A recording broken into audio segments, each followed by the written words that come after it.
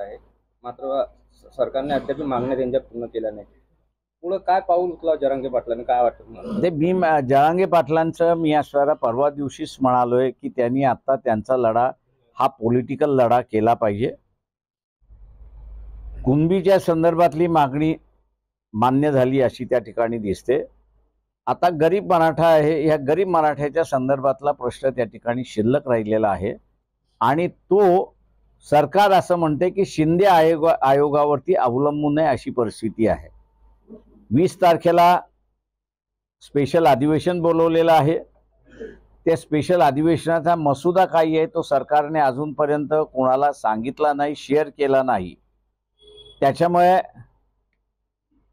गरीब मराठ्याचा प्रश्न त्याच्यामध्ये आहे का हे अजून कळायला मार्ग नाही.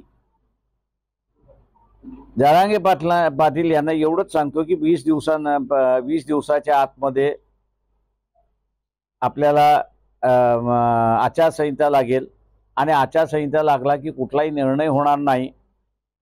80 पासून अण्णाराव पाटील यांनी या गरीब मराठ्याचा प्रश्न वेटीवरती आणण्यासाठी आरक्षणच रद्द करा असे आंदोलन त्यांनी त्यावेळेस 80 साली सुरुवात केलं. त्याच्यानंतर आपल्याला असणारा शशिकांत पवार दिसतात. शशिकांत पवार नंतर असणारा वेगवेगळ्या शाहू महाराजांच्या नावाने, शिवाजी महाराजांच्या नावाने, जिजाऊच्या नावाने अनेक संघटना त्या ठिकाणी निघाल्या, पण त्यांना असणारा सगळ्या निजामी मराठ्यांनी जिरवून टाकल्या. जरांगे पाटलांना माझी असणारी विनंती आहे की तुमचंही हे आंदोलन जर जिरवायचं नसेल तर या लोकसभेमध्ये त्यांनी जालना लोकसभेमधून निवडणूक लढली पाहिजे आणि आपला प्रश्न जिवंत ठेवला पाहिजे. वंचित बहुजन आघाडी उमेदवारी देणार का? ज्यावेळेस आम्हीच प्रपोज करतोय तेव्हा असं आम्ही उमेदवार कसं काय देणार? त्यांनी ते लढले नाही तरच मग प्रश्न आहे. ते लढले जालना तर आम्ही त्यांच्याबरोबर आहोत. नार्वेकर स्पीकर म्हणून त्यांनी नवीन जावई शोध काढला की पक्ष कोणाचा आणि काय करायचं हे त्यांना असणारा 10व्या शेड्यूल प्रमाणे अधिकार आहे.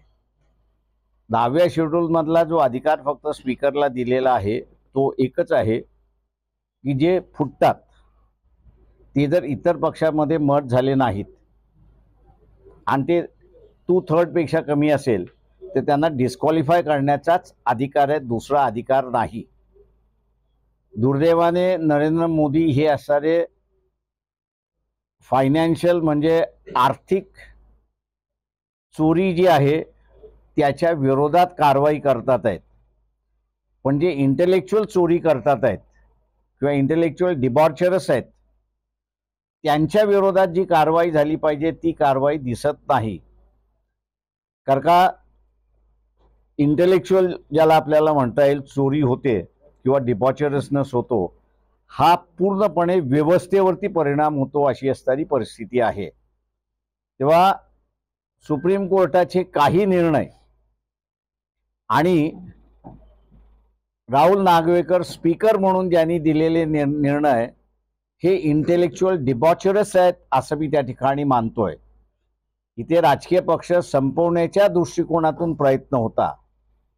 10वी शेड्यूल ज्यावेळेस निर्माण करण्यात आली त्यावेळेस मीही त्याच्यामध्ये सहभागी होतो आणि त्यावेळेस जे पक्ष रजिस्टर्ड होतील इलेक्शन कमिशनकडे ते कायम राहतील आणि ज्यांना फुटायचं आहे त्या फुटणाऱ्यांपुढे 2 ऑप्शन, एक तर तुम्ही 2/3 असाल तर तुम्ही मर्ज व्हाल, तुम्ही 2/3 नसाल तर तुमचं सदस्यत्व रद्द होईल.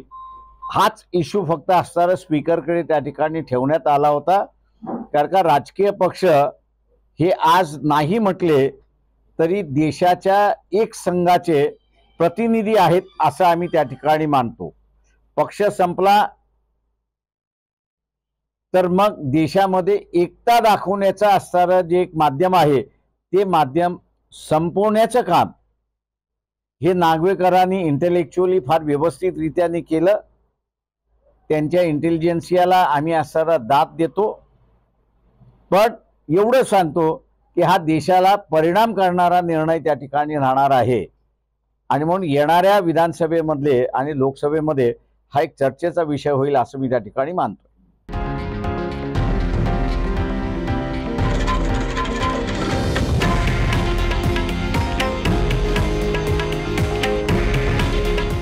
हे आहे देशातील नंबर 1 न्यूज नेटवर्क आणि आपण पाहत आहात TV9 मराठी. काळजी तुमची, हित महाराष्ट्राचं.